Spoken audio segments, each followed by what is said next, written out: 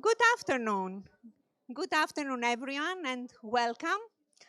I'm Irene Pateraki, Pedagogical and Community Manager for the Central Support Service of the European School Education Platform, and I'm happy I see all of you here. I have to say personally, I'm always super happy when I am in an event with ambassadors. As you know, you are, the dynamic, enthusiastic people. Since the registration, actually, you reach again to meet people from other countries. We don't need, to convince you how nice is going to be this eTwinning event. You already know. You are power users. You are our power users, and we really owe you a lot. So we are here in Vilnius, and we are going to spend the next 2.5 days, starting today. We hope you find the activities, the program interesting. The idea was to have workshops, how actually to help you do your work in a better way, to attract the community, to work with teachers, and you will have also many opportunities for networking, which I think is really, really important. And apart from our on-site audience, we also have people online, other colleagues, other ambassadors that watching us from their countries, and they will also have their workshops tomorrow, and we will do things together on the third day as well. So I think it's now time to move to our formal opening session. And I would like to welcome our first speaker, Daiva Šutinite, who is the director of the Education Exchange Support Foundation in the Lithuanian eTwinning Support Organization, National Support Organization. Thank you, Daiva.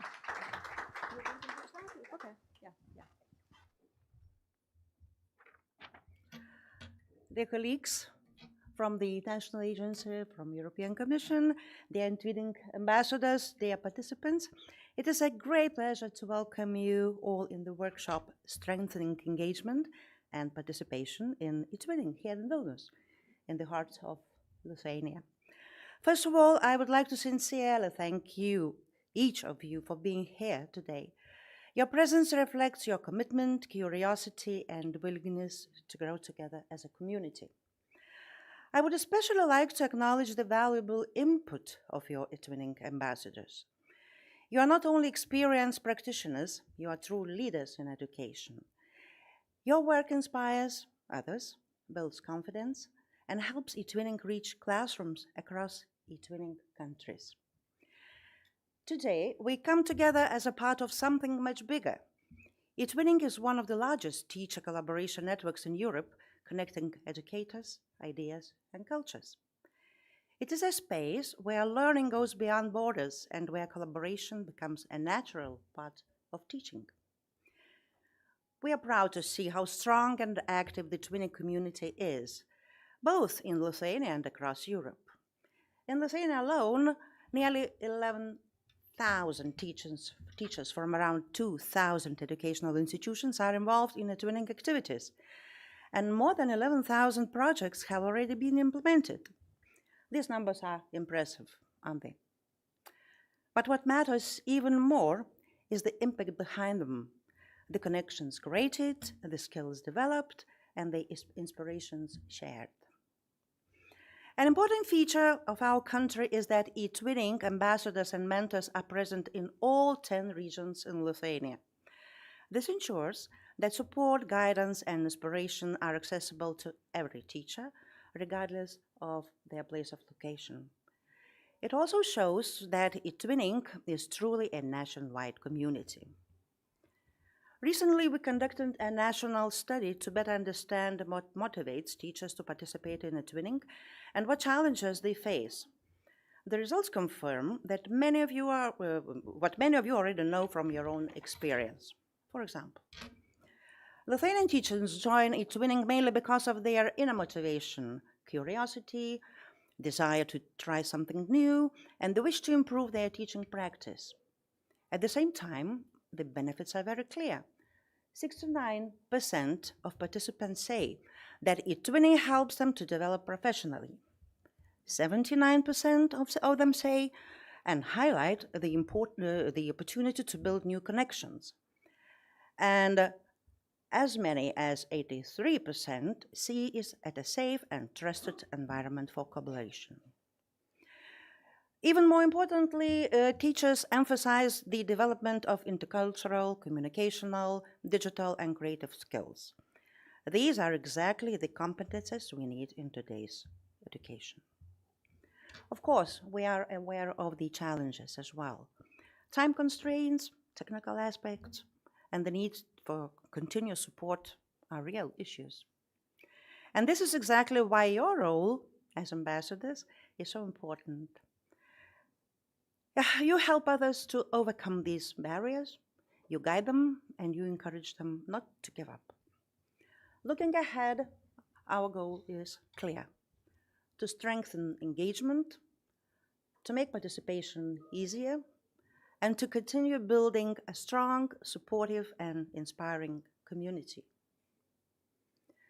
And I believe that this workshop is a great opportunity to reflect, to share experiences, and to find new ways to engage more teachers in the eTwinning activities.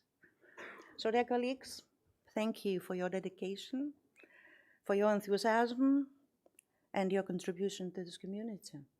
And I wish that you find some very good balance between work and entertainment here in Vilnius, especially for those who are here for the first time. Please enjoy being here, and thank you again.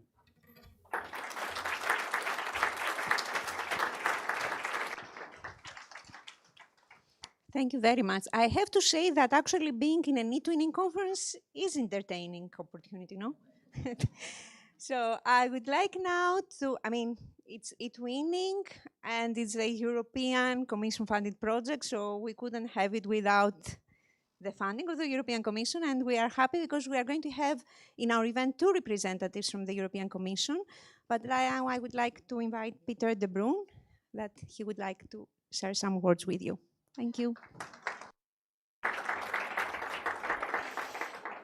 Thank you very much, Irene. Also, thank you very much, Taivu, Director of the Lithuanian NSO, for your very warm words. As Irene said, also on behalf of the European Commission, we would like to very warmly welcome each and every one of you here present at this event, those of you who are physically here on site, but of course also those of you who are joining us online via the web stream.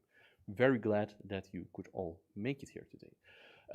I'm also myself very glad that I have the opportunity to be here, and I know that sounds a bit cliche, but actually it's very, very true. Because on a daily basis, as Irene said, it's a European Commission initiative, so I work within the team in the European Commission that tries to keep the platform up and running and to improve it where we can, and that involves a lot of technical, legal, financial matters. But events like this show us each and every time again what it's really about, and that's about you, about teachers, about eTwinners. And this event is then even with eTwinning ambassadors. And as we just heard before as well, you as ambassadors, you really have a key role in this eTwinning community, and that cannot be stressed enough.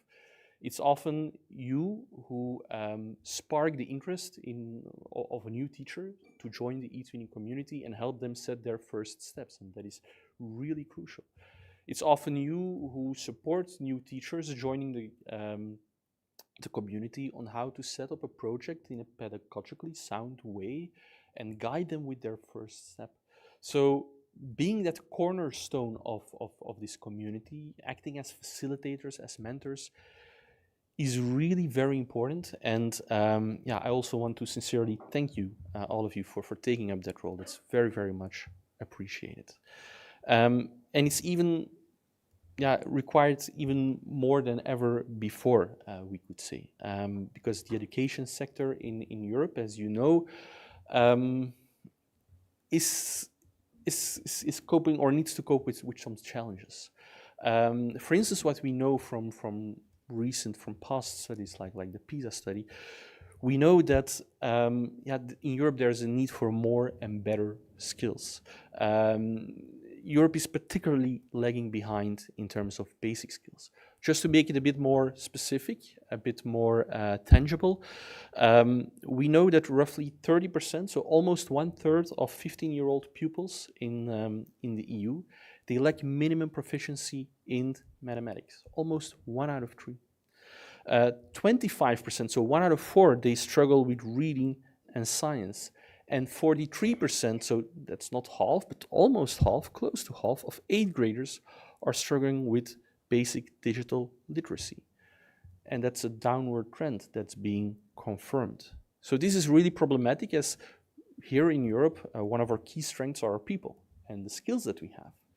And so it's very, very crucial that our pupils, the future of Europe, that we make sure that all those pupils have the right and the good skills they need for their future life and for their career. And one might think, well, what's the best way to give those pupils the right skills that they need? Let's make sure that we have plenty of teachers to help them, to guide them through that trajectory. But also there we see an important challenge. Across Europe, in a lot of countries, we see that there's significant teacher shortages. It's very difficult to recruit teachers and to make sure that they keep being a teacher, to retain them throughout their career. So yeah, we also need to think about how can we make those career pathways for teachers more interesting. And as you might know, regarding education, most of the competences, they are of course at the level of the countries, of the member states. But nevertheless, we at the European Commission, we try to support those initiatives to support, to tackle these challenges as much as we can. That's why at the end of last year, end of 2025, we announced the Union of Skills initiatives, which was an initiative to really put the importance of skills, of basic skills, at the center of the political priorities. Because we think it's really necessary to develop a high quality and inclusive and an adaptable education system, and that's what we try to contribute to. How do we do that? For instance, an action plan on basic skills was launched. Again, focusing on those basic skills, the ability to read, mathematics, science, digital skills, citizenship education, where, for instance, we're working on a basic skills support scheme, reflecting together with the member states, together with the countries, which kind of initiatives, which kind of measures we can take to help member states in making sure that each and every pupil goes into a right pathway so that they can attain the necessary level of basic skills. We're experimenting with something that's called the European School Alliances, where we try to increase cross-border cooperation between schools and schools authorities, to use them as testing beds for innovative teaching methods, curricula and competence frameworks. And we're also working on something that we call the Teachers and Trainers Agenda, also focusing on teachers. How can we improve teachers' working conditions, their training, professional development opportunities and career aspects? And of course we have Erasmus+, the program of the EU to support education, training, youth and sport. And eTwinning, the reason that we're here together today, is part of Erasmus+. And I think I can fairly say that the future of Erasmus+ looks bright. We're currently working on the new Erasmus+ program that's coming up. We also have 2 countries that will join us in 2027, associated countries to the Erasmus+ program, United Kingdom and Switzerland. And of course, eTwinning will also be part of that Erasmus+, or keep being part of that Erasmus+ program. And actually, if you think about it, those challenges that I just mentioned in the beginning, the need for improved basic skills and the need to make sure that teachers have attractive career prospects, I think we can argue that eTwinning can be or can form an important contribution to the solutions for those challenges. Because we know that you can use eTwinning for all kinds of projects that support those skills. You can create projects on mathematics, on science, on digital skills, citizenship education, literacy. And the annual theme that we use this year really refers to that as well. Skills for Life refers to those basic skills.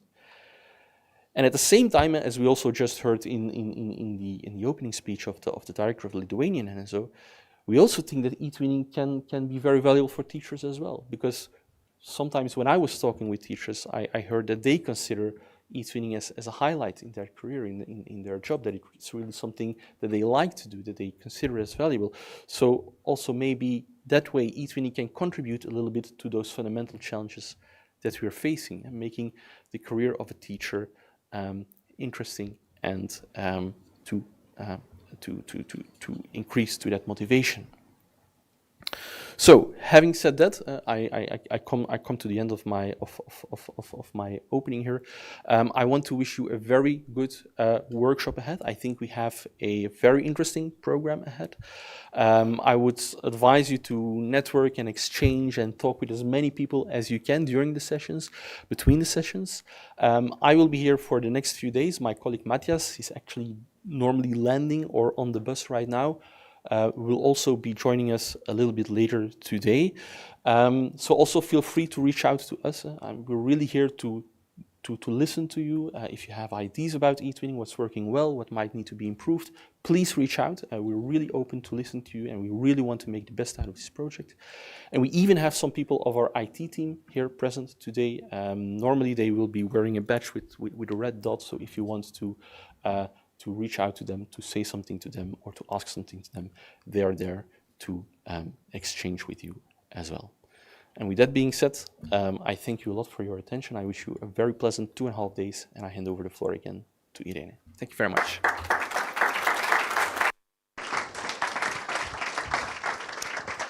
Thank you very much, Peter.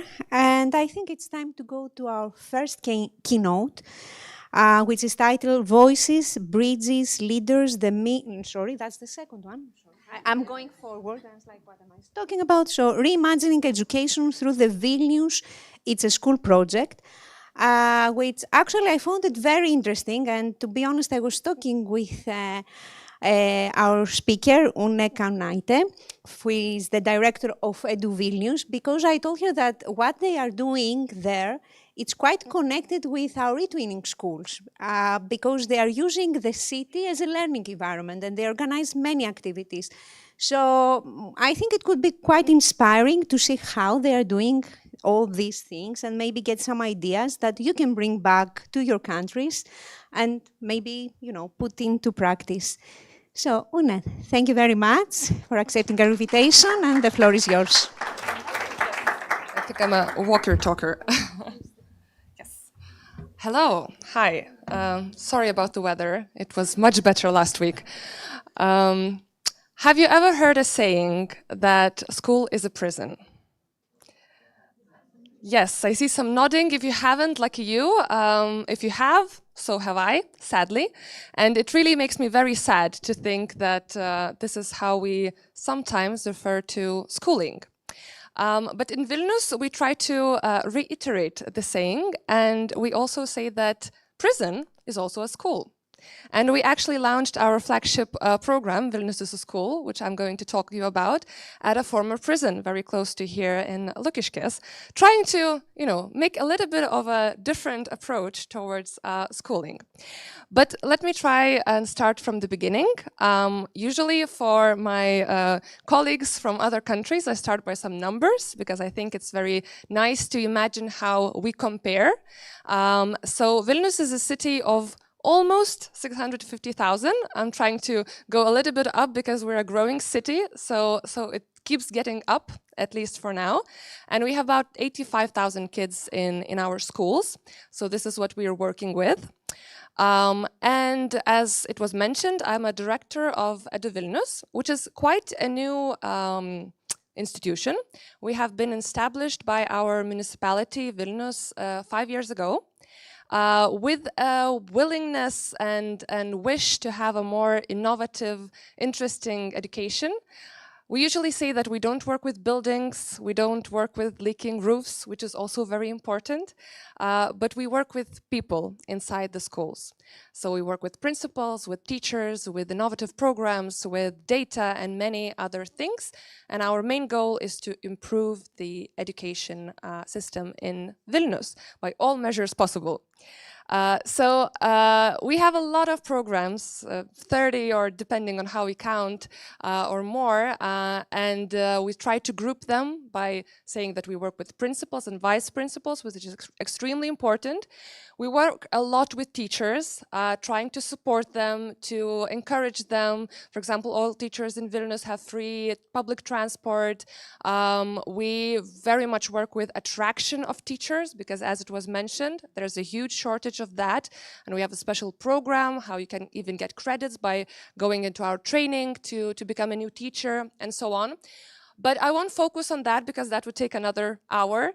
For example, about 60% of Vilnius schools already participate in participatory budget, which I know that some schools do in Europe, which basically means that kids get money to themselves decide of how they want to spend at school. Great, if you want to hear about that, just go to our website. It's an amazing project. I very much encourage more schools to do that. But today I'm going to focus on one particular program of ours, which goes to Open Vilnius, and we try to make city into a learning space. And I'll start by showing some sad images of a city. Depending on your background, for example, my bachelor was in psychology and social anthropology. And what you hear about cities in a theory is sort of places where people moved from villages where you would say hello to everyone, whatever you meet, to a place where basically you meet so many people during the day, a different kind of meeting than this conference. Here everyone says hello. But you might travel on a bus with a person for an hour and you wouldn't say anything. You might go in an elevator, right, with a bunch of people, and you wouldn't say anything because we're all in the crowds, but we're basically alone most of the time. And having in mind that the tendencies of moving to the cities are still growing and are expected to be about 70% in some years in the future, it's kind of a lonely and sad image to think that this is the places that we live in. And so with this project that I'm going to talk about, it's not only education that we really want to, sort of like pinch, it's also the image of the city, of how you see the place that so many of us are living in. And I think we need to have a different image of a city because it's basically the places where most of us live. And another thing, of course, is so many problems in education that we talk about a lot. So first of all is, of course, the fact that so many things are changing in life. And we hear quite a lot that schools don't change that fast. There's so many new things happening. I don't know how it's in your country. Our curriculum is usually renewed every 10, 15 years, right? And within that lapse of time, so many things happen that we don't teach about. There's also, speaking about that students are not engaged in school. We just talked about prison as an example, and also competencies. We talk about teaching competencies. Our curriculum is also competencies based, but let's be honest, until we have exams, until we all think only about PISA and tests, there's not so much of actual competency teaching because that's not where the focus is. Even though we're talking about that, it's not really happening so much in classroom. And I see a lot of nodding.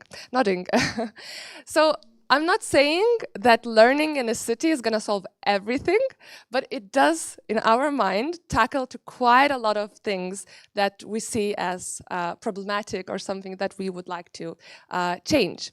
So for us, one of the starting points for this program, we had this idea. And in 2021, Vilnius City participated in Bloomberg's Mayor's Challenge, which is a world initiative for mayors to submit their ideas. We competed against 600 cities in the world, and 15 were chosen to receive $1 million to implement their idea. And this is how it started. Now we already finished our partnership, but we're still going strong. But it was a very strong beginning for us. And this is how a project called Vilnius is a School was born. And I already joked about prison, but so this is in Lithuanian, but it basically says street is a school, or bank is a school, or fabric is a school, or anything else is a school, because any place can be a learning place. And our goal, which I think for anyone who works in a school, they know how ambitious it is. Our goal is 10% of the time to be spent outside of school walls. And that is ambitious, we know, but we are looking at this not as a revolution, because I also work with schools closely, and there's a lot of happening in schools. We really need less of revolutions. There's already a lot in teachers' mind that they need to do. We're doing this as a very slow but constant growth of evolution. So we're on our 4th year of project. We now count that we have about 5% of time on average spent in Vilnius. So we're still going to our goal, but not, not as a shock to schools, but rather as a skill that teachers are learning and practices that they're practicing more and more, and it's becoming easier and easier to do. And one of the things that we developed as a tool for teachers, it's called Vilnius is a school.lt in Lithuanian, but you can actually Google it in English and it will lead you to Lithuanian website as well. So this one is translated in a second with translation tools. And basically this is a platform on which you can find 3 types of lessons. So one thing that you can find, and anyone in the world can use it, is free lesson plans developed by teachers to other teachers. And we already have more than 1,200 of those developed, and it has been, I took the screenshot a few days ago when I needed to submit my slides, and we already have more. So it's every day basically new lessons appear. We actually pay teachers for that because this is their work and this is their intellectual property. So they share their work with others. And, it's very easy to translate any of that. So I know that teachers in other Lithuanian cities are using it, and I'm sure other teachers in other countries can also adapt it to their own surroundings. And, as an example, for example, the lesson I always remember when I walk in the very city center, next to cathedral, we have this very nice bridge of this shape. It's called Mindaugas Bridge. If you'll walk in the center, you're going to see it. And there's a lesson, for example, about how functions work and how you can count the function of that bridge. So every time I walk through it, I'm like, oh, it's a function, So it's sort of like these kind of lessons that teachers use a space of how you can show the things that you're learning, that can actually, you see the purpose of that learning. And this is what we actually want with these kind of lessons. Now, the second type of lessons are actually only for Vilnius teachers, and you have to be registered, and the principal then says that, yes, this is our teacher. And these kind of lessons are for you to go outside to our partner institutions.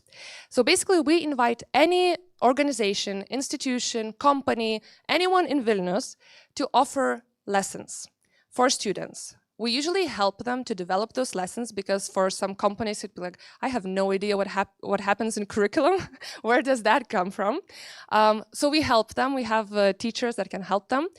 But basically, and that lesson of course happened with teacher, but any company or institution can offer lessons that teachers then can book. So at the moment, we have 160 partner institutions, and that number is growing.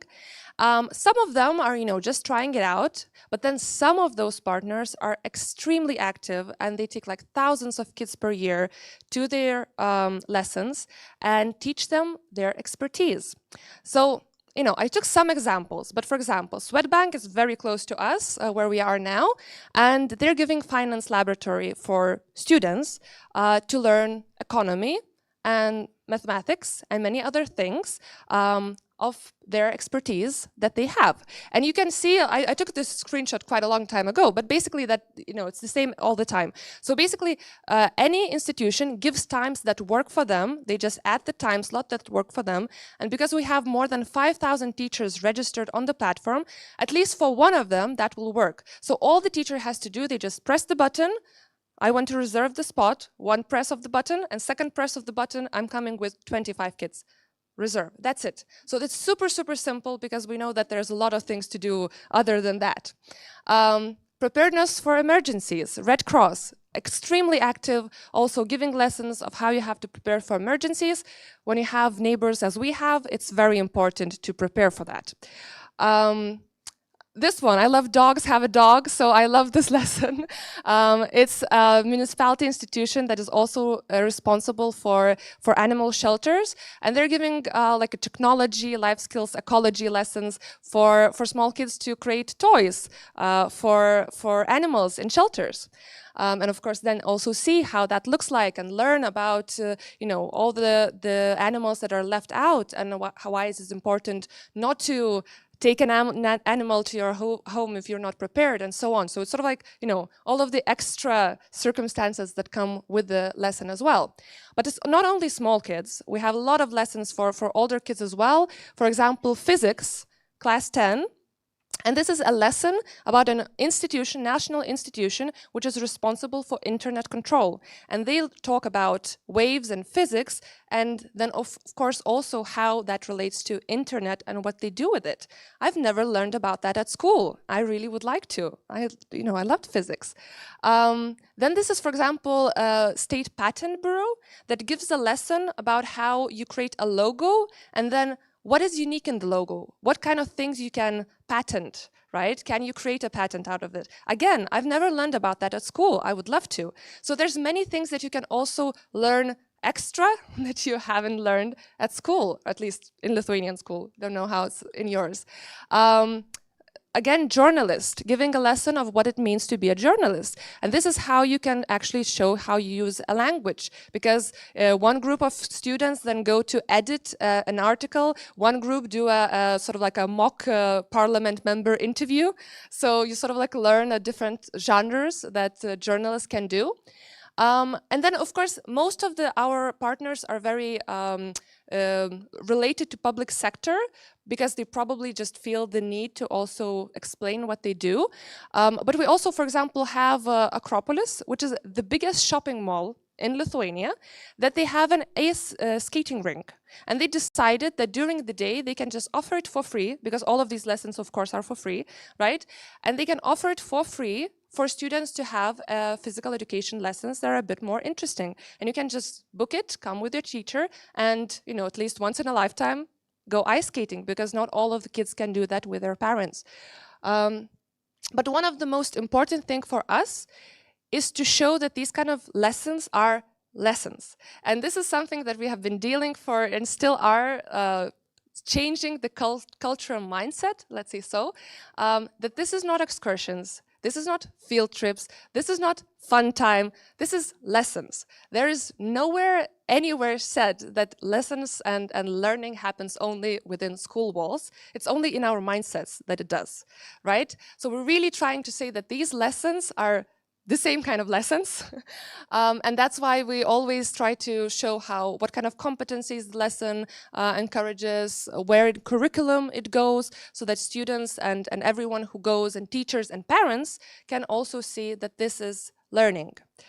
One of the most interesting lessons we have, it doesn't happen often, and we often say to partners, it's okay, you can offer 1 hour per month, and that's good enough, you know. Maybe you want to do 1 hour per week, amazing, maybe more, but it's, you know, it's just starting. So this is actually happening in real courtroom with a real judge that gives her time, because it's more fun sometimes than her actual work. So, you know, once in a month it's children and not, people that need to be judged upon. And this is literature and theater lesson. And the topic is Hamlet. So students are judging Hamlet. And one of the students who was giving a presentation in one of our conferences about this lesson, she said, I read Hamlet 4 times. I was so scared to stand in front of a judge. I read it 4 times, and I was still scared. And teachers were saying, I've never seen my kids like that. They were silent. They were like absolutely behaving, you know, because when you go to a different context, kids also change. They see a different kind of person, and you see different qualities of kids also shining up in different spaces. So this is what we really love about the project. Third time of lessons kind of that you can find is basically spaces. So you can also book spaces. You're still teaching yourself as a teacher, but you can find interesting spaces. So for example, this is a TV tower that was very important in our independence movement. There was fighting happening next to it, and close to January 13th, which is a Commemorations Day of the events happening, this place is booked. Because it's one thing to talk about the events that are happening and people standing in front of tanks with no guns and defending the freedom in your classroom, and completely different story to stand in such building and saying this happened here. Right? It affects kids much more and you remember it much better. So this is type of buildings we're trying to attract to our platform as well. And of course we do a lot of celebration. It's a very celebrative project. We celebrate the most active teachers, most active schools, most active partners. And every month we say who was the most active that month. But you know what I wanted to show is that we had like more than 500,000 downloads of lesson plans already. So it's not only Vilnius teachers, we see that everyone around the world downloads those lesson plans and try to inspire themselves. Maybe they changed something. You can comment and say, I did this lesson, but I changed this and that because it didn't work for me. So it's sort of like a place for teachers to share their ideas of how you can teach in other spaces. Of course, in order to do that, we also did training, which we always do with all of our programs. So actually more than 600, but at least 600 teachers were trained for at least 40 hours training of how you can use spaces and city, not just about your subject, but in general, how you can use a space to learn and to teach your kids. And one thing that we actually do, it does require money. This one requires more, but it's not that much as you think. We asked teachers, what would make you go outside more? And what teachers told me, well, us, they said, you know, I don't really enjoy going outside because I lose time walking. I lose lesson time going on the bus. And then I really hate shouting because those kids are everywhere. I need to, you know, manage them. They spread everywhere. It's a mess. It's not a lesson for me. It's a challenge. So then we decided that we're going to buy guide kits for each school. The big ones even get 2 guide kit sets, which basically means that the teacher simply has a microphone and every kid has an earpiece. And so you just, you know, you can see that in museums or everywhere else. And now, because it's sort of like very popular, became very popular in Vilnius, our partners are starting buying those kits because they're not that expensive, like one piece. And basically you can use all of the time while walking, while on the bus. You can just, you know, simply tell the things while you're traveling on the bus. Or, you know, kids can be anywhere and they can still hear you. So it sort of like really improved the quality for teachers and now they enjoy it much more. And I think that really helped them to go outside more. This idea of ours has already won some awards. That's one of them. For example, we've been nominated between European Policy Innovation Awards for innovative practice. But I think for us, most importantly, are some of the numbers. At least 50,000 kids already participated in lessons in the partner institutions. I'm not counting all of the lessons that happen in parks, in streets, and everywhere else. This is just lessons done by our partners. But because I also come from education research background, we really want to try and understand, does it work? Does it actually give everything better? And you know, for those of you who have tried to measure anything in education, it's really hard because there's so many things that are working. But I will show you some of the numbers and some of the statistics that we have. So out of interest, and this graph, this is Vilnius data, but actually I've seen data from other countries. It's very similar. Usually what we have is that students in primary are very excited about school. So the blue line is primary, and I really want to study is like almost 30% of the kids are saying, I really want to study. And then, you know, plus 50% who say, I want to study. So the saddest part for me, we kill enjoyment in school. The primary kids are so excited to go to school, and then suddenly it drops out when you go to subject-based learning, and then it goes down even more. And that's the data that we usually see across other countries as well. When we ask kids how much they like learning in other spaces, the primary, again, they're just happy about everything. happy outside, happy inside, everything is very nice. We're just really interested. But the older grades, this is gymnasium in Lithuania, 9 to 12, they're the most excited to go outside. And this is actually the group that usually don't go outside, because this, common understanding that we see is that it's still more fun than academic learning. So closer to exams you are, the less you need to go outside. You need to study hard. This is actually not what happens, because students find it much more interesting. And again, research shows when your eyes shine, when you're interested, when you're engaged, you learn more. If you're, completely disengaged, you will learn nothing. So we usually say, go with students, even in gymnasiums, go a lot. And what happened now, for example, quite often is that during exam times, while school needs to be shut down for exams for 12th grade or 11th graders, the 9th and 10th graders are going outside. So they use this time and they ask us to have more partner lessons at that time so that they can go and have lessons outside of the school. When we ask teachers, this is first and second primary, so very small kids, we can't ask kids, so we ask teachers. 65% say that the enjoyment of learning increases because of learning in other spaces. When we ask students themselves, and this is 11,000 kids answering these questionnaires, 51% say that learning outside is more interesting than inside. 44% of gymnasium students think that learning outside have helped them to consider new career paths. And what we also see when we do interviews, they also say that it helped me to understand what I don't want to do. I go to these companies and I'm like, oh, this is what I don't want to do. So it's also very interesting how it helps them. This one is actually a very important one. We didn't thought about that, and I think that connects to the beginning about the lonely city I talked. When we started the project, we didn't thought about relationships, and it came over and over again, and then we started tracking the data, that it actually helps students a lot to know other students better, and especially in those grades where, for example, the classroom shifts and there's new kids in the classroom. These are the grades where it's really important to go outside with your kids. And I didn't include that graph, but for example, we also measure kids who go outside a lot and those who don't, and there's a 10% difference in kids who say that I have someone to trust at school between the group that goes outside more.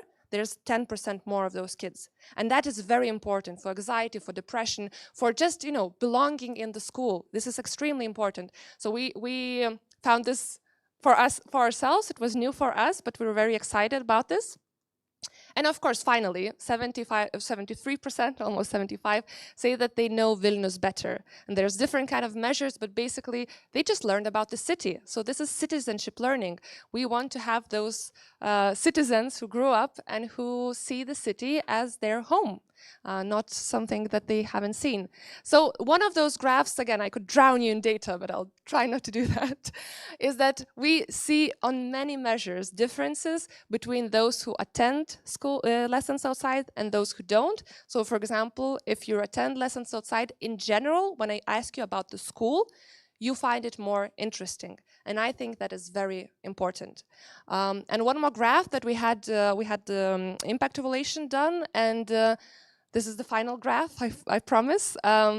It's very hard to understand it, but basically what it says that 1% increase in lessons outside leads to 1.09% increase in social integration index, which is again talking about belonging and relationships in the classroom. And I'm pretty sure you understand how important it is. There's a few quotes from the students who say one thing, that I just absorb much more when I go outside. The second one I found very interesting, that they say that maybe teachers themselves learn more, because there's so many things I don't know what experts do, right? So how teachers also can know all of these things. And that's okay that they don't, but they learn together with their students from the experts that are known in the field. And the final one says that for some reason, we don't talk that much at school because everyone is on their phones. That's probably gymnasium. We're now also banning the phones everywhere, but still, students don't talk that much in the corridors. And then we're going into another place, environment, we just talk more. That's very important. So finally, I think I said all of that, but just to reiterate why we think this is important. First of all, one of the things, again, I see happening, at least in Vilnius, but I'm sure many places around the world as well, there's very little trust in education. Everyone thinks to know that, what needs to change in schools. And many of those people who comment that, they haven't seen school until they have, 20 years ago, for example, when they themselves have been students. Schools change. So when we attract more people to the education system, we first of all say to them, if you think you need to change something in education, please do. Have one lesson per month, and see how that looks like. And, add your expertise as a one-time teacher, basically. And secondly, they also start seeing that school does change and school is different. And there's a broader understanding of how school looks like. And I think that's adding to a positive image, let's say in general, of schools. Citizenship, participation, all of those competencies that we said before, it just happens because you walk in the city. New professions and engagement. That is all very important to us. And I said, in the beginning that any teacher anywhere can download the lessons. Another thing is that if any city is interested in, trying it out, we're also very open to share all of the platforms and all of the insights we have, because we really want this idea to spread. And another thing that we also see that quite often how the new partners are joining our program is that teachers themselves are calling us, they're saying like, we would actually really like to go there. We're a bit scared to maybe ask them. Could you ask them if they want to be part of the program?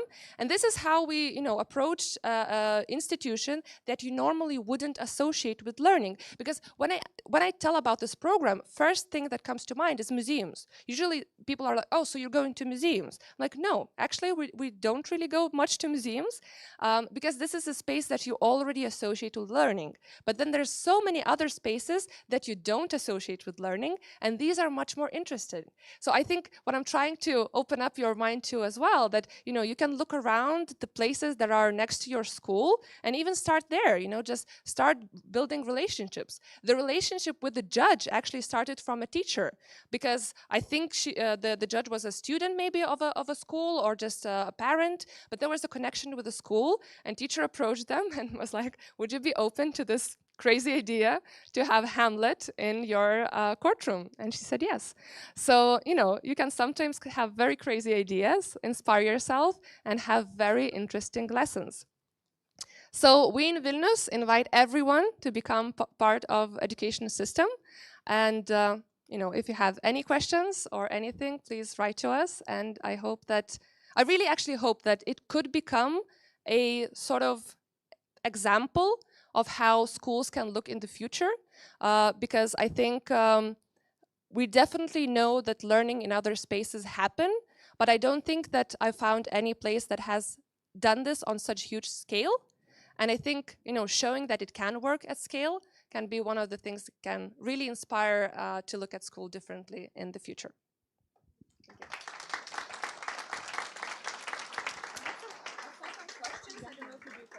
Thank you very much. I don't know, personally I was amazed, and I was even thinking how this can be at European even level, I don't know.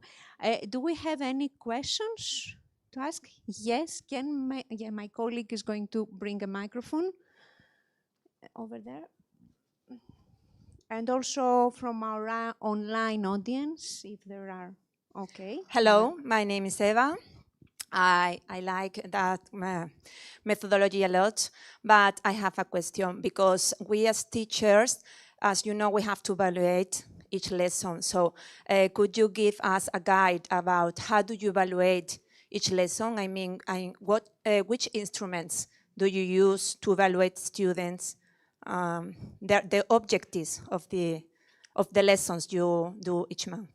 I mean, we really leave that to teachers because we don't have to, at least in Lithuania, you don't have to evaluate every lesson, right? So what we really ask of teachers, first of all, is a connection between what you're learning, going into a space to see it practically and sort of like in how it works in the space, and then coming back and reflecting on that. So of course you can also evaluate on standard procedures, because students can reflect, write something about what they saw, and it can be a very standard procedure afterwards.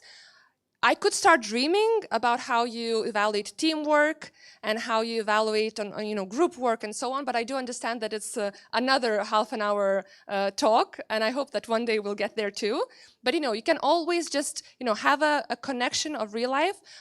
Project-based learning, if you give students some kind of a project that they need to do while they're outside and then evaluate the project afterwards. So it's all sort of like, possibilities, and some of those lesson plans has definitely have, teachers writing what kind of project or tasks they give to students. Okay, thank you very much. I don't know if there are any more questions here. Okay, just as we go back, I can ask already one question from our online audience. So what about the rural schools? We don't have so many opportunities as in cities. We have to pay for the transport. Do you have anything like, I don't know, to propose? I mean, how it could work? I suppose you're working only with Vilnius. Can do this. Yeah, of course, because we are a Vilnius municipality institution, work with Vilnius. Again, I do think that there's so many lesson plans that you can use in your spaces as well. At least, again, in Lithuania, many schools have school buses that city schools don't have, right? We have to use the public transport.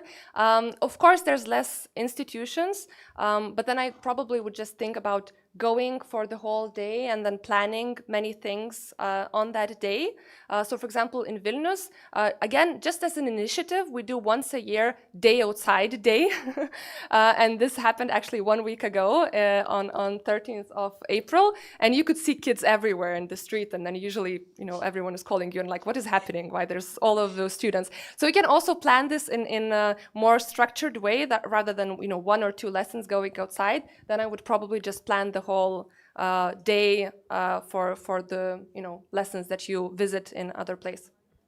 Okay, we have a question. Hello, my name is Anita. I'm from Croatia.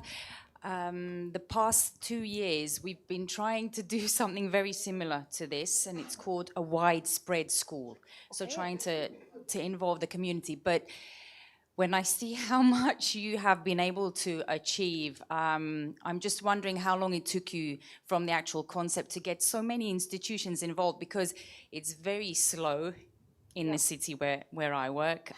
It's very difficult to get the municipality engaged, and there's a lot of organization. Obviously, you have a whole platform and you have so many 160 institutions involved. I just wondered the time frame it took from beginning to get to these results, because it's so slow. It is slow. It took us 5 years, basically, 1 year planning and then 4 years implementation so far.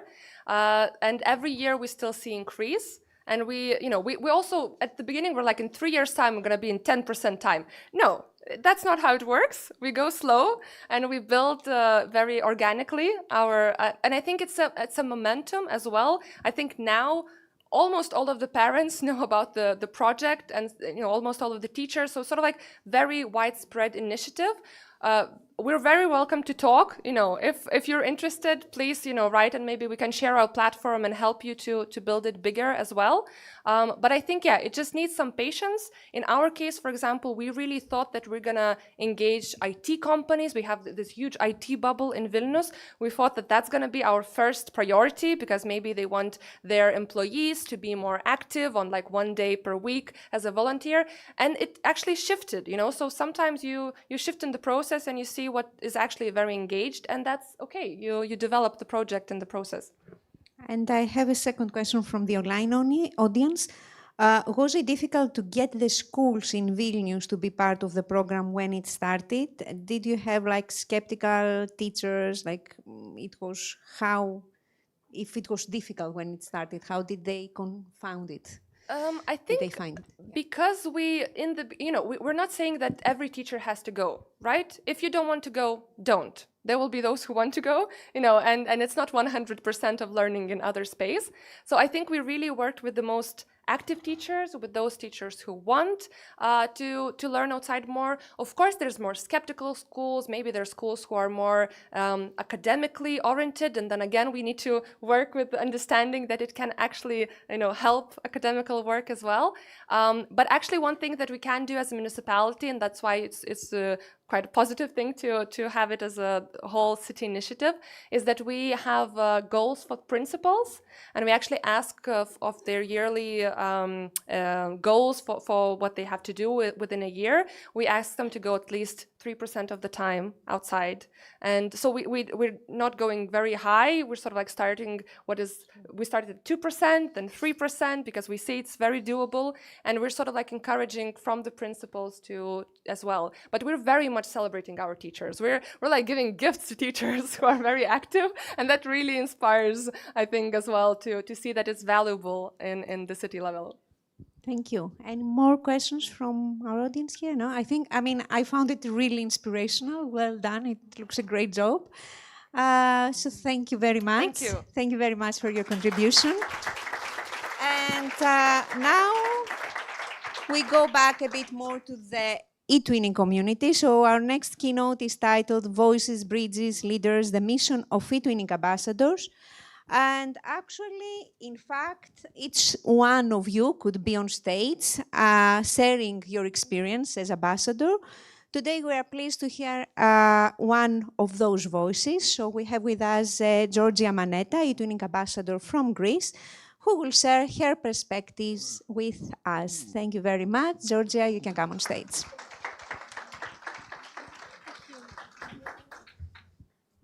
Hello, everyone.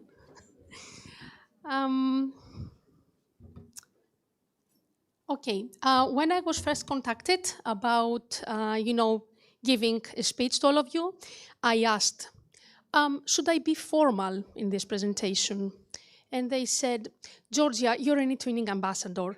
Act as an eTwinning ambassador. My answer was, God help you then. So here I am. This is what I will talk about, what our mission is. Do not laugh, I will explain to you why. I was not born a superhero/heroine. I will give you the reason later. So this is Georgia Maneta from Greece. I have been an EFL educator since 2005, earlier, but I want to hide some years. I have been an eTwinning addict since 2009. I have been an eTwinning ambassador, a proud one, like all of you, since 2020. And I am a proud co-moderator of the eTwinning Newcomers featured eTwinning group. By the way, try to look for this group in the SF platform, not because I know that I'm doing an amazing job, but because I know that my co-moderator, Nikki from Greece, is doing an amazing job. Your eTwinning newcomers, eTwinners, they will love the group here. So, having said these few things about me, I would like to take out your smartphone because we have some work to do. We would like to learn more about you. We would like to know you better as ambassadors. What I will ask you to do is to ask you to reply to two questions. When it asks for your real name, you don't have to add your real name, just write your first name, Georgia or George, whatever. And on the screen, a nickname will appear. So don't worry, no one will see your answers. You have two questions to answer. You have, I think, 3 options to each of them, or you just answer one, and we'll share the results together. Could you please start? Start lesson.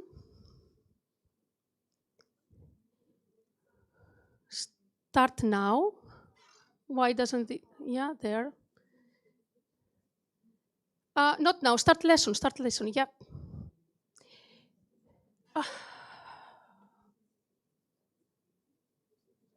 Could you please click on start now again? Start lesson. Oh my God. Can you refresh the page, please? This is the bad thing with technology. Technology betrays us.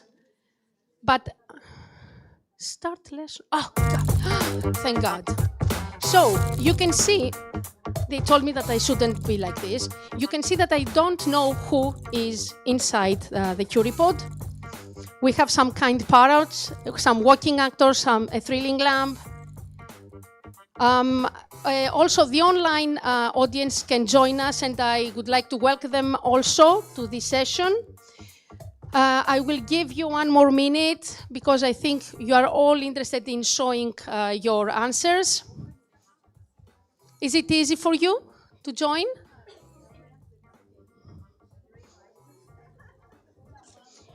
I'm still waiting. There is time. So before I start, I would like to remind you that you have to answer. The first question is, why did you become an eTwinning ambassador? And don't say for the trips, that's one perk, of course. Okay, 100 people, let's wait a bit more.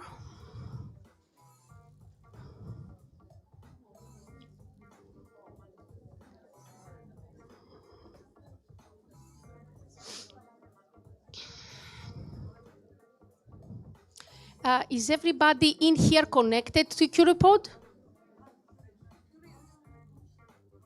It's from curious, the word curious, yeah, curious. No one can see their name there, which is really safe for your students if you want to try it. I don't know if I want to go on. Shall I start the session or not? Are you all in here?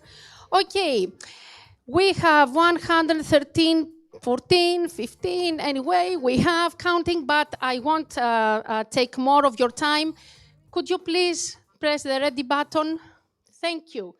And why did you become an eTwinning ambassador? Please start the activity. And we have music, you know. Don't do that, yes? Okay, sorry. Think. You may give up to 3 reasons or why you want to become an eTwinning ambassador. Don't forget to click on submit at the end.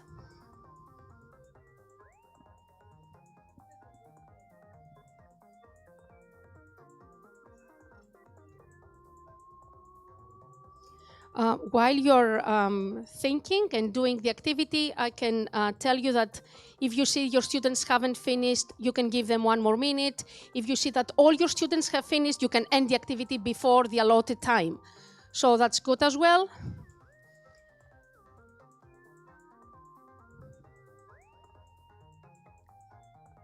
I'm really curious to see the results.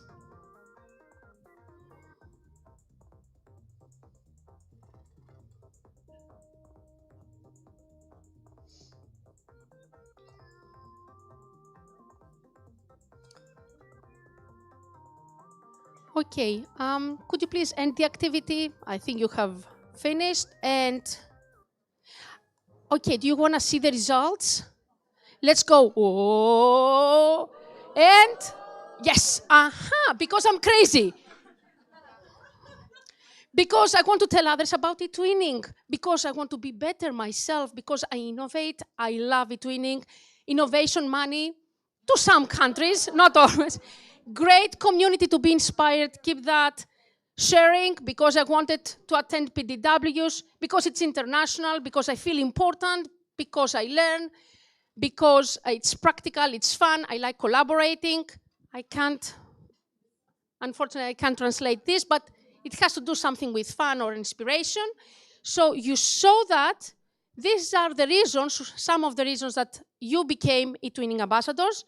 Could you please, yes, go there. Second activity, what quality is the most important for this role? Are you ready? Start activity, please.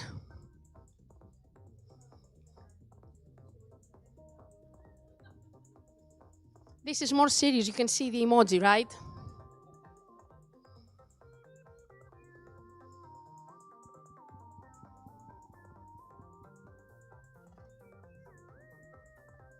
Well, crazy is one of them, of the characteristics. I'm moving again.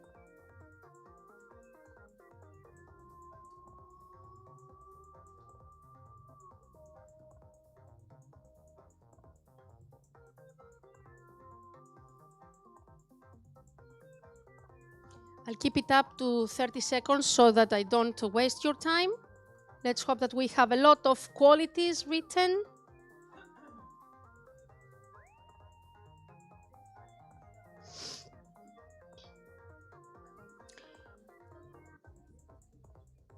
Could you please end the activity? And, oh,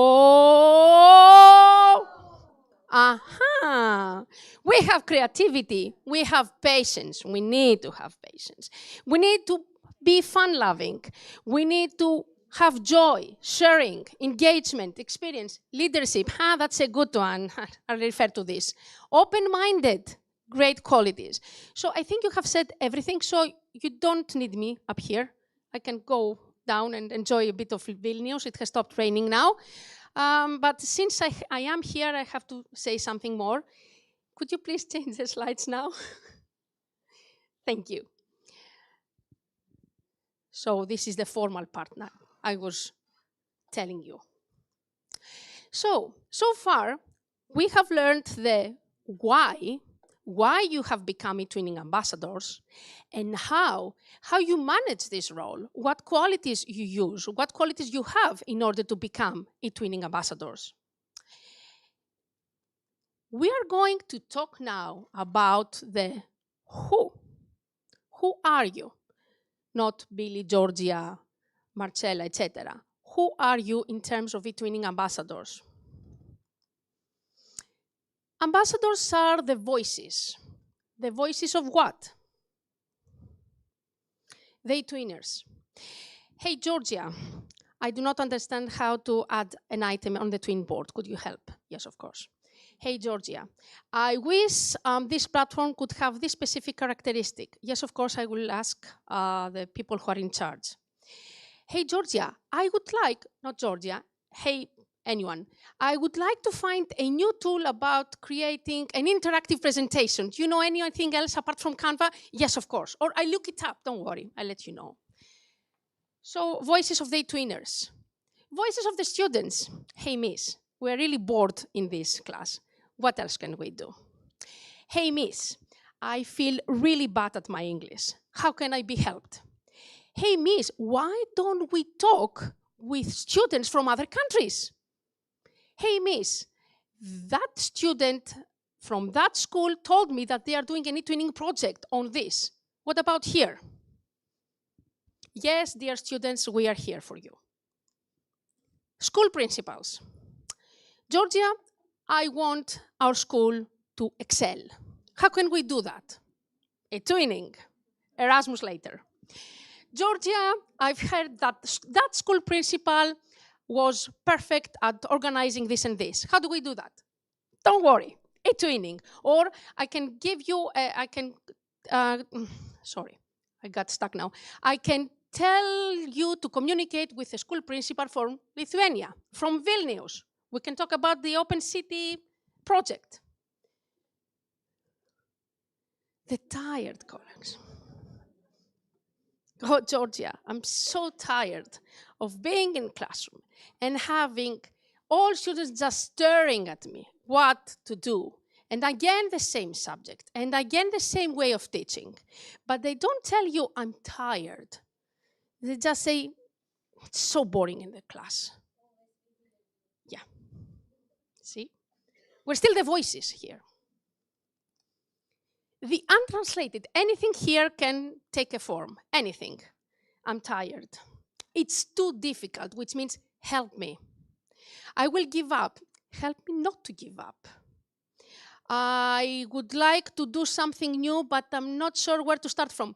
Could you please show me a eTwinning platform? Everything that you literally do not understand what it is about, it is untranslated, and you have to translate it, and you do translate it. I'm sure you do.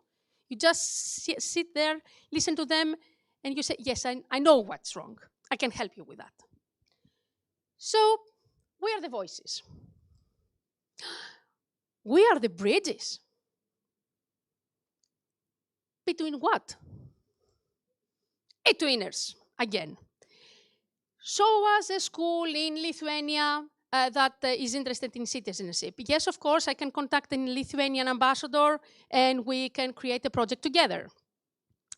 So as a school principal that has done a lot of things on basic skills of literacy, yes, of course, I can contact him or her and I will let you know if he is interested. Students, again. Bridges between students are needed, as my previous speaker said. Una, is that her name? Ula.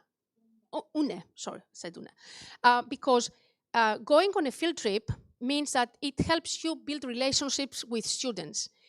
Creating eTwinning projects helps students feel better about themselves and create relationships among themselves and among peers all over Europe. So we are the bridges for these students, lucky students. School principals, again, I would like to meet a school principal from another country because we want to establish an eTwinning or an Erasmus project. And yes, of course, I can be here, I can help you. Tired colleagues again. Yes, I know you're tired, you're bored. Why don't I introduce you to another colleague who had the same problem but managed to find an interesting activity, so he's not tired anymore.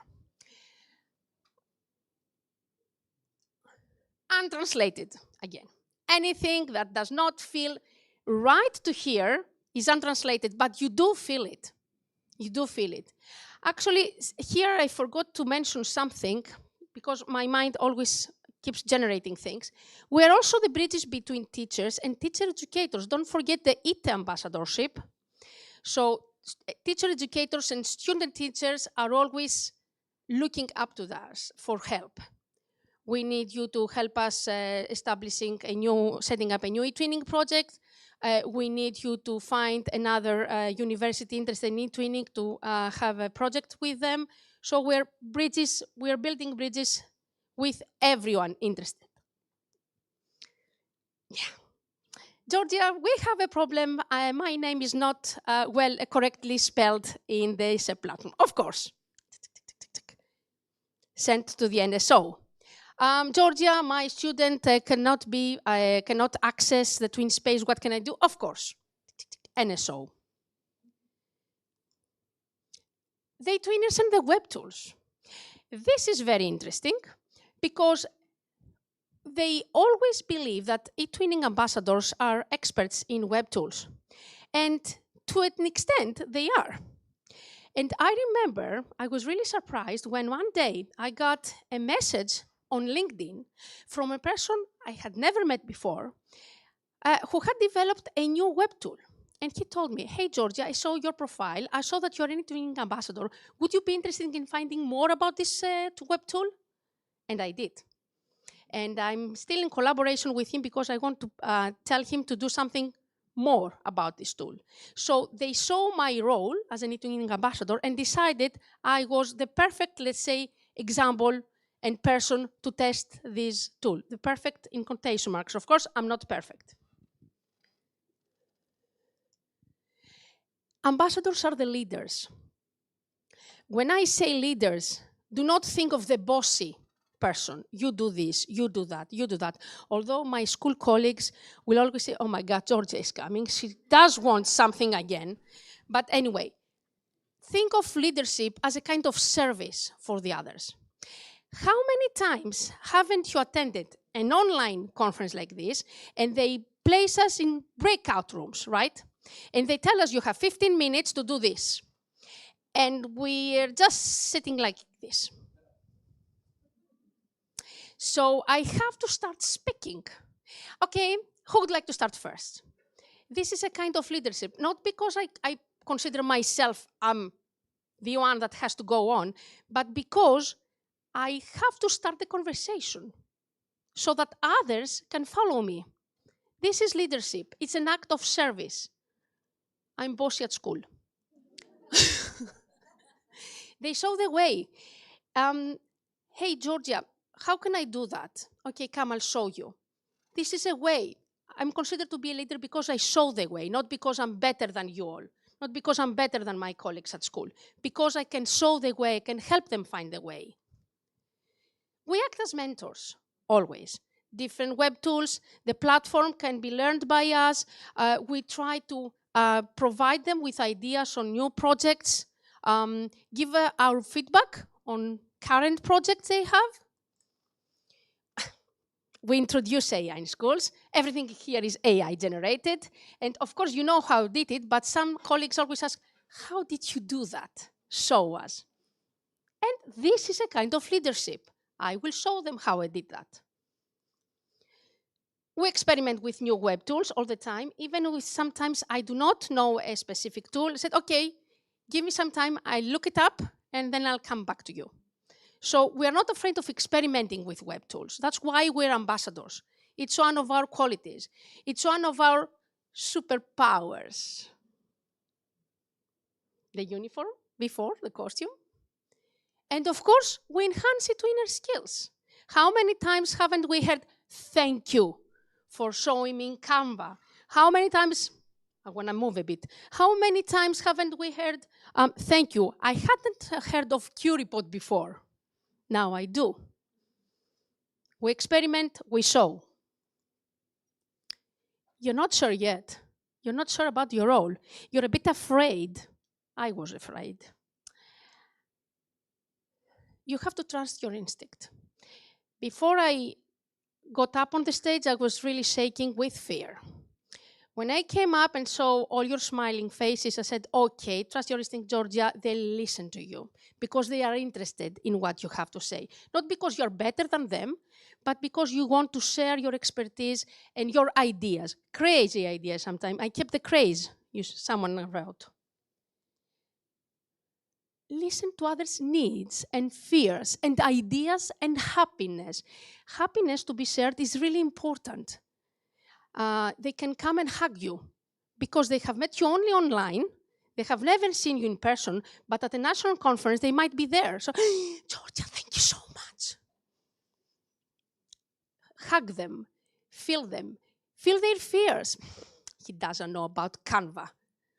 He doesn't know about Canva. Did you know about Canva a few years ago? Did you know about all the web tools? No, you didn't. Help them, listen to them. Listen to their ideas. They might have perfect ideas. Believe me, trust me. They listen to my ideas, NSO and CSO, and my colleagues at school, even though they think I'm bossy again. You get inspired by them. You get inspired by fellow ambassadors. You get inspired by people. You get inspired by cities. You get inspired by villages. You get inspired by trips. Be open-minded. You mentioned this quality. Be open-minded. Share your ideas. Do not be afraid to say, this is a stupid idea. Just say it. Just share it. If they don't like it, they will turn it down. No harm. What happens if they do like it? Or what happens if the time has passed and you tell them, I had an idea about the conference, but I never told you. What happens if they tell you, why didn't you tell me? It sounded perfect. Share your ideas. Do not be afraid. I'm sure that all here, you have amazing ideas. Share them with your eTwinners, with your NSOs, with your school colleagues, with your friends. They will listen to you. Ask for collaboration. My first on-site European conference was 2 years ago in Athens. I met a lot of people. I can see some people here today. I don't know if they were happy to meet me or not. Anyway. But they knew me as a person, so I decided to do something because we had done some things together during that 3-day workshop and said, okay, I have a crazy idea, let's ask for their help. And to my surprise, most of them agreed. I don't know why. They trusted my idea, they liked it. If I hadn't shared it, it would never become a reality. I'll show you the idea later. I have 7 more minutes. Enjoy what you do and who you are. You are eTwinning ambassadors. This means that you are not formal ambassadors. You do not stand like this. You are like this all the time. You have to move around. You have to laugh. You are professionals, but you are also fun-loving. You are creative. Enjoy what you are. Do not be strict on yourselves. I'm not. Before they remember, create memories. always, keep that in mind for later. I have a reason for that. Create memories every time you can. And remember, you are not alone in all these roles. Why? From your NSO and the national ambassadors, we are a lot of crazy ambassadors in Greece. We're a lot of crazy NSO members and eTwinning ambassadors. So from your NSO and the national ambassadors to the CSS,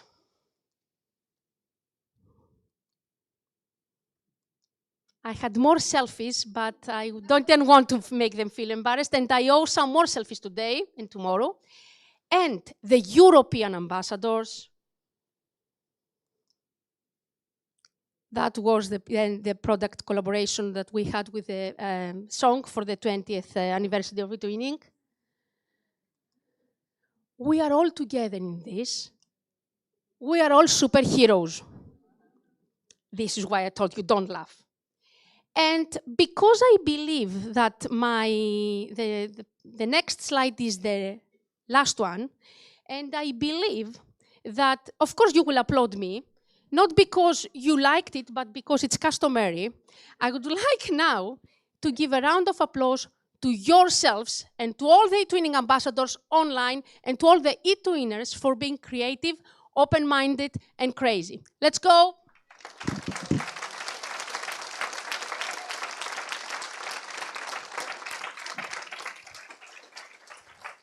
Is that enough? Let's go, one more applause. Yeah. That's the spirit. And having said all this, thank you very much for all your support.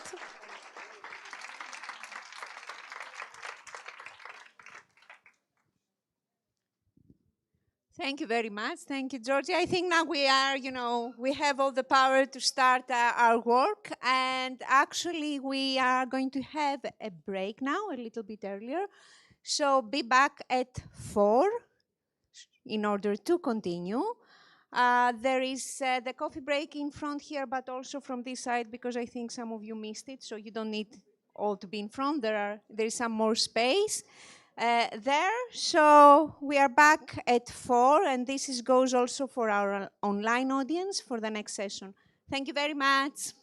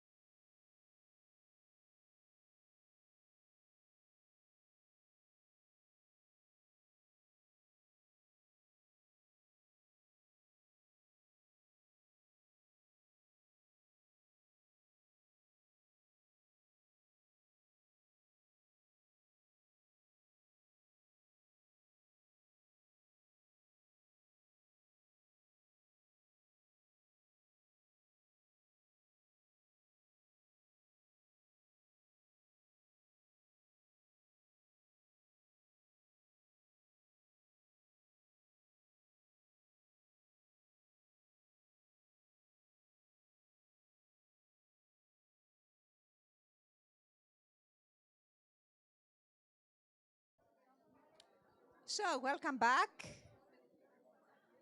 I hope you had a nice break. I would ask for your attention.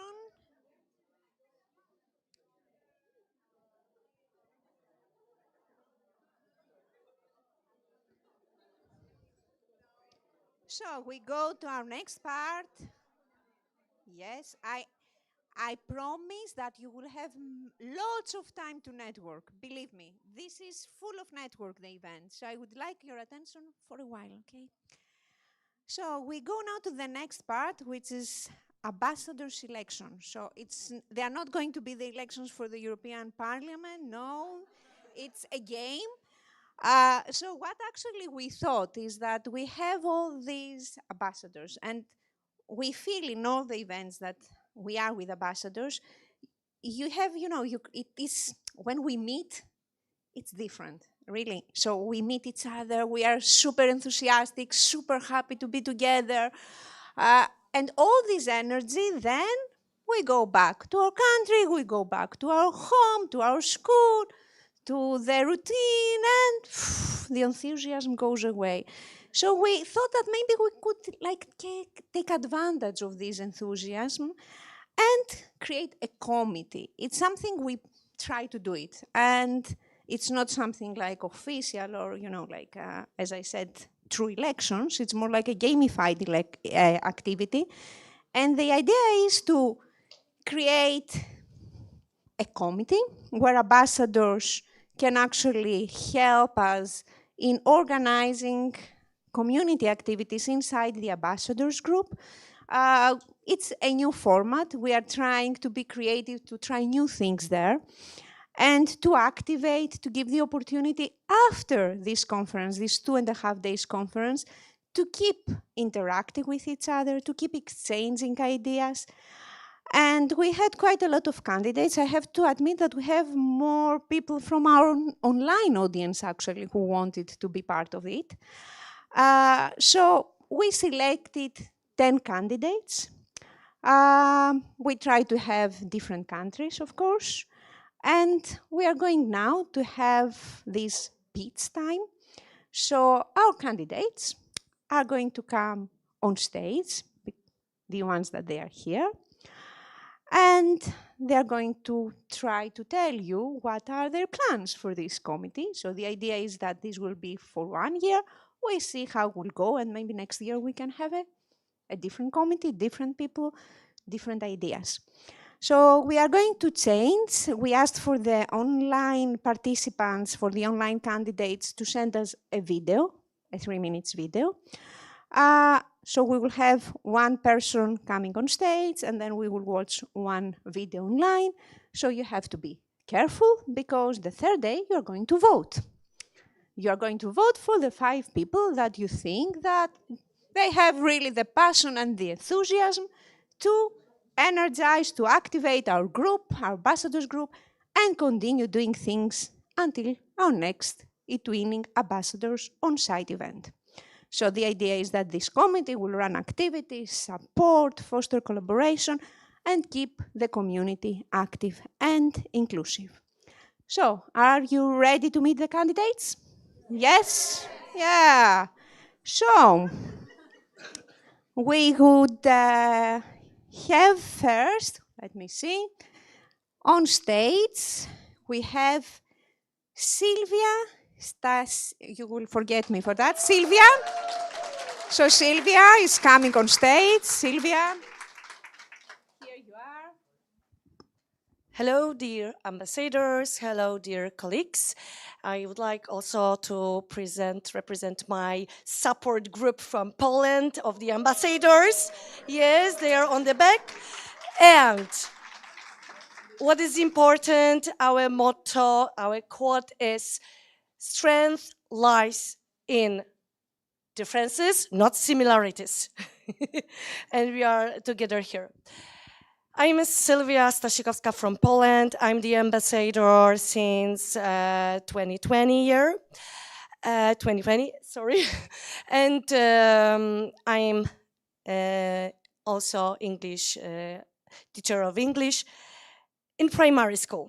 I love my job, I love being the ambassador and eTwinning teacher, and I love sharing with the eTwinning vibe. And to start, because yes, I've got a speech close to me. So first of all, what I would like to say, I'm honored to stand here as a candidate in a community that I really and deeply admire. A community that I see and which is strong because of the differences. And I truly believe that differences make us stronger. And I know that each of us bring a unique story, a unique classroom, a unique perspective. And I know and I believe, strongly believe, that all these differences, all these uniques make us stronger and build something powerful. And you know what is it. The powerful, what we did every day, is eTwinning, innovation, empathy, and European collaboration. And that's why I'm standing here. And I'm also supported with my eTwinning ambassadors in front of the screen, so best regards to you too. And yes, I would like to share with 3 priorities that I would like to do together with you, because then we are stronger. And this is what I see, international chit-chat, maybe 5 years, 4 times a year we will meet together and share our collaboration, connection, diversity, and our eTwinning vibe. How the eTwinning was born in our school and how we implemented it. And to share with the wider community that why is the most important thing we do every day. And also what is important, and the idea, the next priority that I would like to share with you is the monthly kindness challenge. One gesture, even with Georgia or other ambassadors, we can share the heart, smile. And this is what happens. It changes everything around us. Sorry, okay. We have 3 minutes. And then last, European backpack. You know, you can keep it, take it wherever you want with you.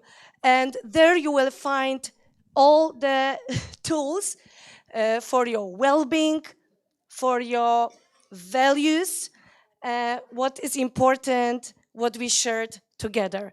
That's why I'm standing today here, to express and to show that our differences make us stronger, and that's why I want to create, all together with the ambassadors, teachers, and students, to show them that we can create a community that will be open, supportive, with European collaboration. This is Thank you, Sylvia.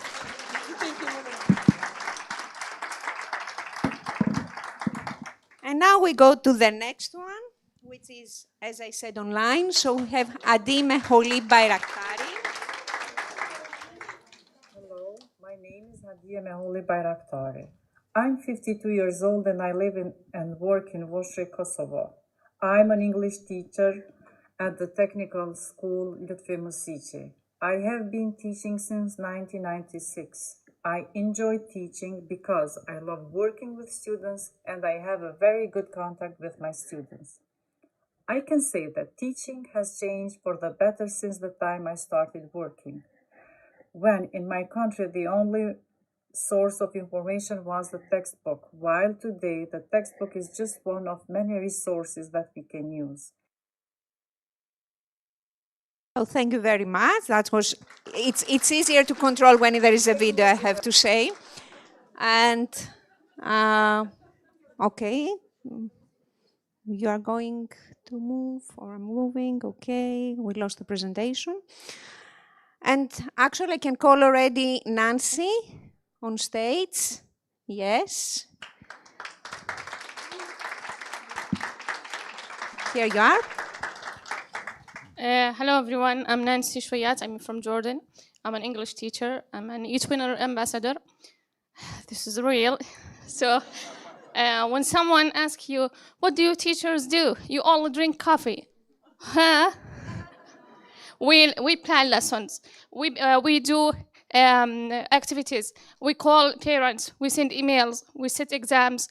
We do lots of activities. So my role is why I want to be a candidate, because I want to make a change. I want education in my country to change, and I want my colleagues also to change. So I want to belong. So I'm very happy and glad to meet all of you, and vote. Thank you very much, Nancy. That was very, on time and efficient. Great. And we go to the next online candidate, Andrea. Hello, my name is Andrea Gojmind, and I'm running for eTwinning Ambassadors Committee. First, let me introduce myself. I work at Școala Gimnazială Comuna Pâcheni Mari in Romania, where I teach English, and I am also the deputy head teacher. I have been an eTwinning ambassador since 2022. I'm passionate about innovation and education. Thus, I coordinate my school's eTwinning and Erasmus Plus projects, fostering international collaboration, digital competence, and active citizenship among students and teachers. I have discovered eTwinning in 2015, and it has been my guideline in my practice ever since. The eTwinning community has helped me develop professionally, while also enabling the development of my students in international context. Consider now the following question: why should you vote for me? Well, I consider myself suitable to be a member of the Ambassadors Committee, where my job will be to moderate and energize the eTwinning group network of eTwinning ambassadors, as I have a solid experience in eTwinning. Since I have become an eTwinning ambassador, I have been very active in providing support to other teachers, both online and in person, promoting eTwinning activities and sharing good practices. As a member of the Ambassadors Committee, I want to make digital collaboration the second nature for every teacher in Europe. My three priorities are turning the ambassador list into a living, breathing expert hub, matchmaking veteran ambassadors with newbie twiners, and creating a shared, searchable ambassador library. How will I work on these priorities? By promoting collaboration, encouraging participation from all countries, and supporting innovation and peer learning. In order to promote collaboration, I suggest a speed dating tech session, where teachers don't just talk, but actually co-create a single slide or a shared map in real time. Participation will be encouraged with the help of visual communication. Thus, I encourage using tools that don't rely on a perfect English level, like photo challenges, drawing boards, or video greetings. In this way, no one feels like an outsider because of their language or tech level. Innovation and peer learning will be supported by micro-learning clips. Instead of hour-long webinars, share 60-second life hack videos. Basically, teachers teaching teachers in a friendly way. My goal is to inspire innovation by leading collaboration. So thank you, Andrea. A very, thorough program. And now we go to the next on-site candidate, Katerina. Okay.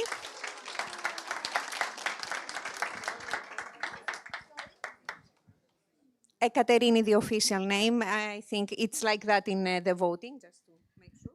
Yeah, it's the official birth name, but I answer to Katerina. I have written it because they are very strict with a 3-minute speech. First of all, I want to say that I feel honored, thrilled, and anxious at the same time, staring so many eyes on me and asking for your vote. So good afternoon, I'm Katerina Spitza. I'm an early childhood educator for the last 20 years, and for the last 4 years I'm an eTwinning ambassador. So I will start with a simple question. What does participation really look like? Is it what we upload on the platform, or is it what actually happens in our schools? Because in my class, participation looks different. I can see 5-year-olds collaborating, building, negotiating, deciding, and this is real participation. But it's not always easy to capture and measure. And this is what we need to reflect. Because in eTwinning, we value participation. So we need, sometimes we see and recognize what is only visible. And that creates a gap, especially a gap between what we value and what we are able to show. And this gap becomes bigger in early childhood education and in rural schools. Rural schools where in some cases, one teacher is the whole school. And that does not only happen in Greece. In Europe, many schools, especially in early education, work in very small teams. And sometimes you meet one teacher or two teachers, and they do eTwinning projects. And they collaborate, and they innovate, and they participate meaningfully. But they cannot apply for eTwinning school label. So here is a gap. If we want to strengthen participation, we must rethink of how we recognize it. Because participation should not depend on the size of the school. We need accessibility, small, flexible projects that teacher can sustain, simple ways to make learning visible, inclusive recognition frameworks that reflect different school realities. And why not a group of rural schools that can apply for eTwinning school label? Because when teachers feel confident, they participate. And when children feel heard, I'm anxious, they get engaged and they only participate. And when both happen together, this means co-creation. So from participation as activity, we need to move to participation as belonging. So participation is not what we upload, is what we create together.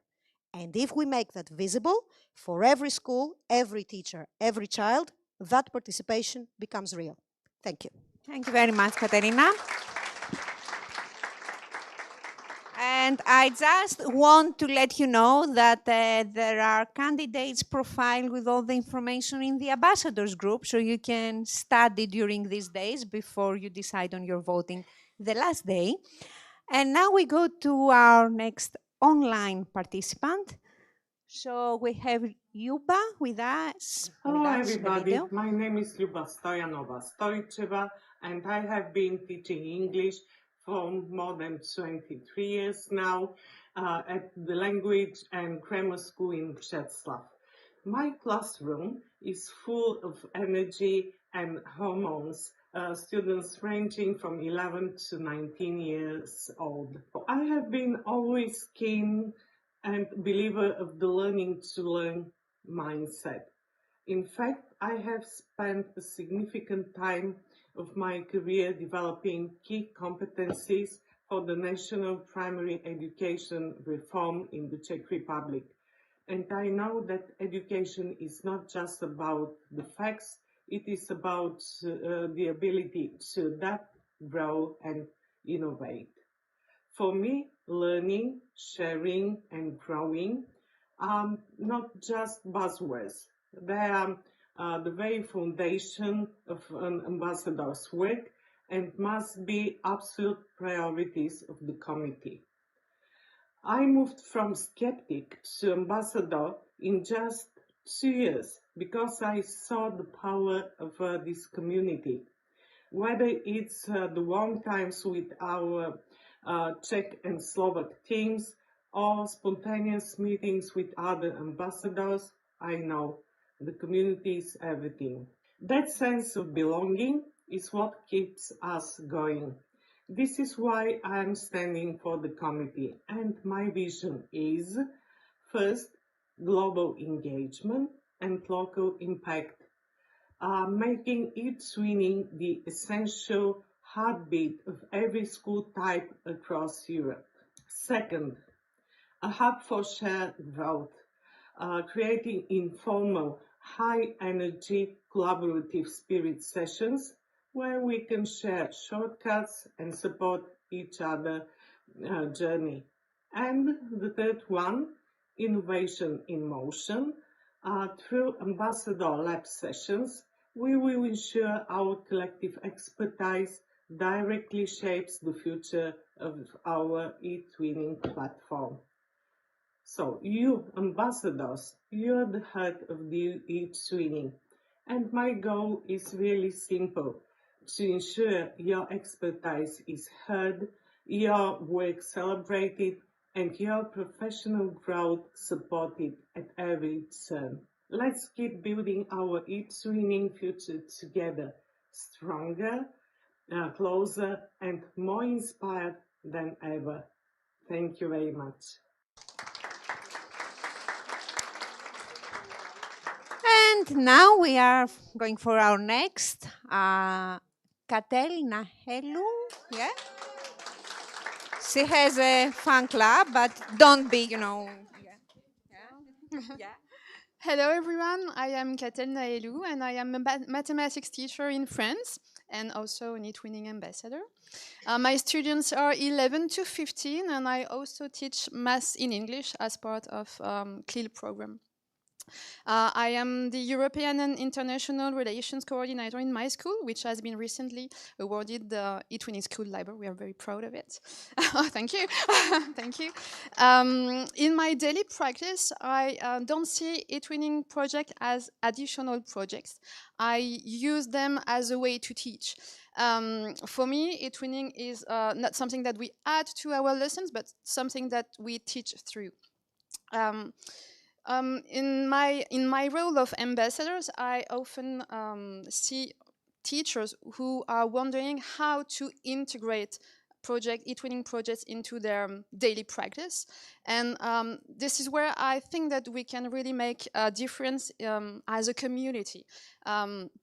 If I am elected to the committee, I would like to help teachers moving from doing eTwinning to teaching through eTwinning.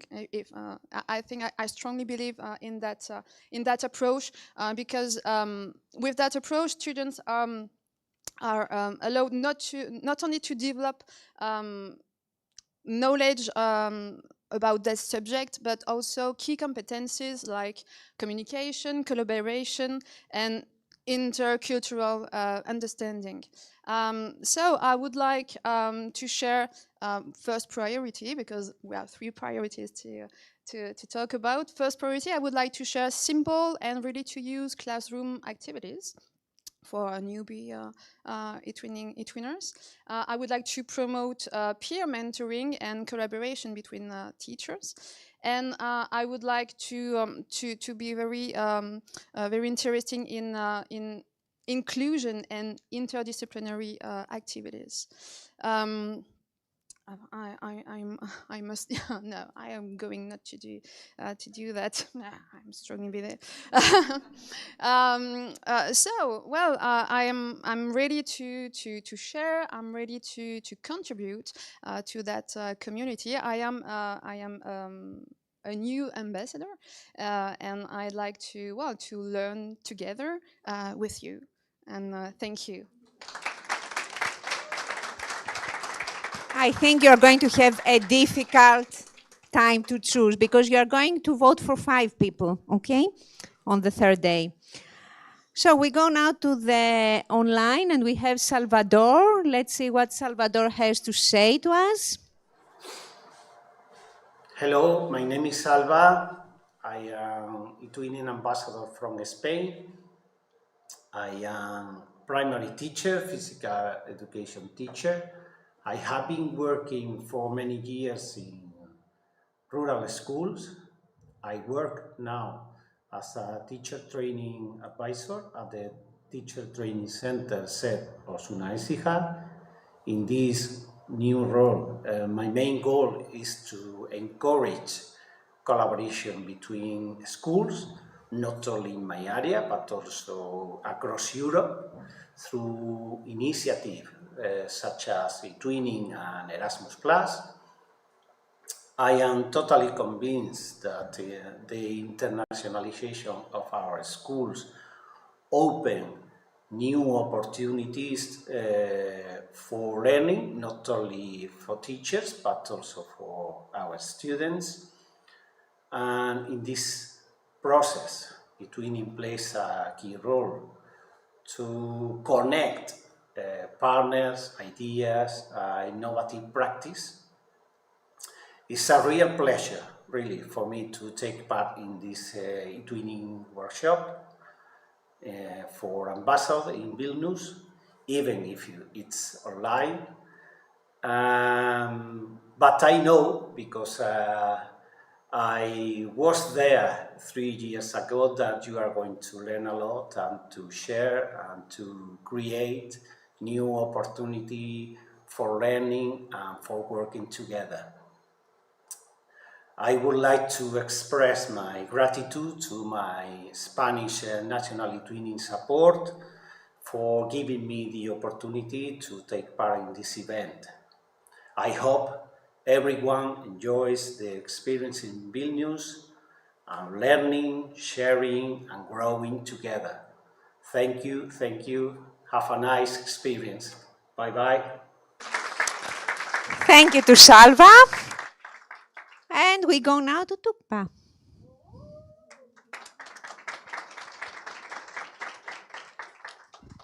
I also prepared a formal speech, but now I'm so excited. If I make a mistake, please don't worry. Don't mention it. And now, first of all, I would like to thank to Central Support Service to nominate me as a ambassador committee. And I would like to thank Turkish NSO for encouraging me to be a candidate. Now I must introduce myself. I'm Tuğba Sağlam from Turkey. I'm an English teacher. I have been teaching English for 22 years. I'm an ambassador, a 10-year ambassador, and I am an eTwinner, a 12-year eTwinner. And now, throughout these years, the quality of eTwinning projects has always been very important to me because also I'm serving as a member of project evaluation of Turkish NSO, coordinated by Turkish NSO, and I am a member of social media team. And throughout these experiences, high quality projects has been always important for me to create high quality projects and to help teachers to create high quality projects.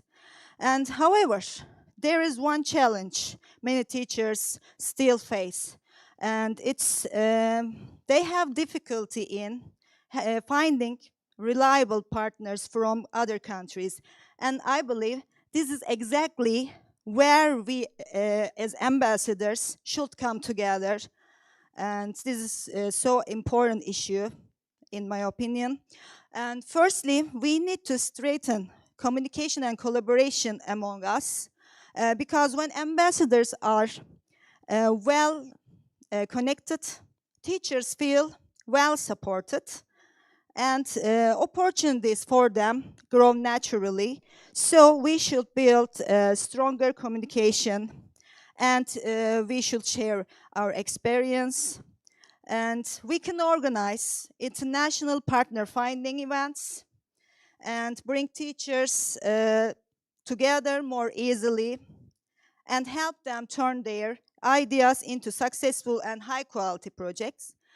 Finally, I would like to end my speech with my motto: we will lead together, we will grow together, grow stronger. And thank you so much for listening to me. I'm asking for your votes. Thank you. Thank you very much. And now we have our last but not least candidate, Carmen.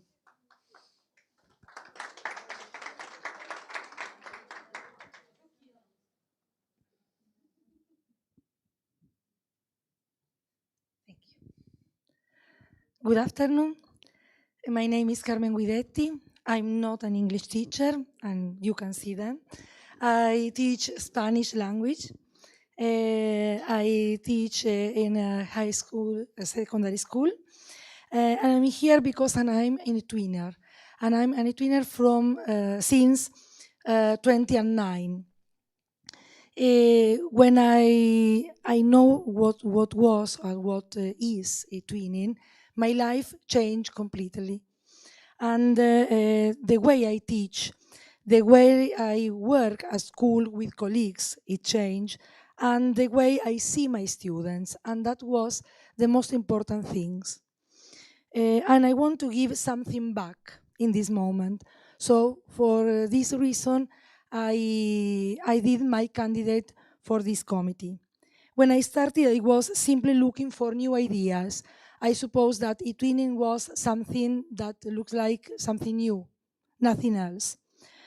But then I found much more. I found a community. I found teachers who share the same passions and the same doubts, the same desire to make school, and a place where students could meet other students around all Europe. For me, being an ambassador is not about title, but it's about people. It's about helping the teacher who feels not certain about teaching, is helping teaching with digital tools, and needs something to say, oh, I don't know what I can to do, and I could say, don't worry, I'll help you. It's about supporting the colleague who has a beautiful idea but doesn't know how to start a project. It's about the student who discovered the someone in another country, thinks like them and dreams like them, and wants to learn with them, because this is the core of something that is bigger than ourselves. If I join the Ambassadors Committee, I want to focus on 3 simple things. Helping teachers feel confident. Sometimes a clear explanation, a simple template, or a friendly message can make the difference between giving up or trying go on. The second thing is making collaboration easier. Teachers are very busy. All of us told this, that all our work, our job is really very, very difficult. And they need practical tools, ready-to-use activities, and someone who listens to their needs. I want to help create resources that are simple, accessible, and inclusive.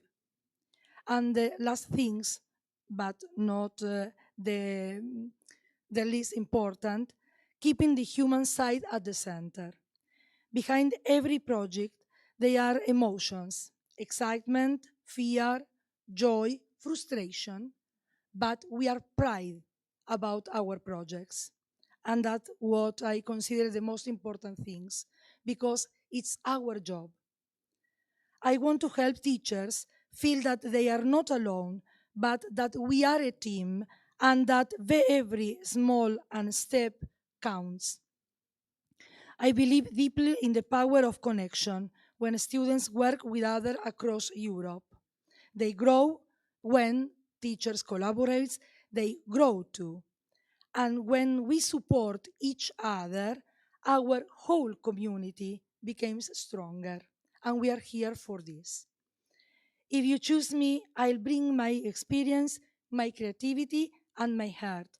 But above all, I will bring my commitment to work with you and not only for you. Thank you for your attention.